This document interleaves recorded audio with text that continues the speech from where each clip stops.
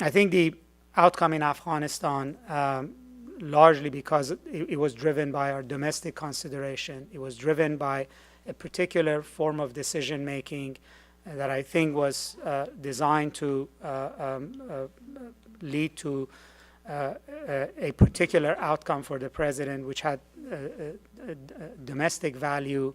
A young democratic president might be seen as weak if he disagreed with the military on the surge.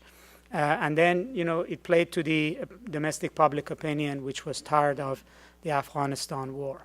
But the way that we conducted this war essentially was that there is no victory and there is no political settlement. And its ramifications for what it means in terms of credibility of American foreign policy in the region and beyond is quite negative.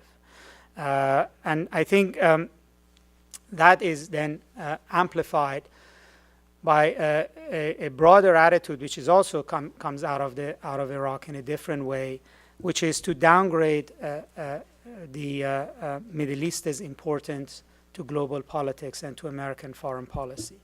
So if there is one fundamental assumption beyond the early effort to address Afghanistan, and then basically the conclusion of Afghanistan was that we're just going to leave, and we really don't need to have a satisfactory conclusion or a long-run vision for Afghanistan, is that more broadly, we really don't need to worry about the Middle East either.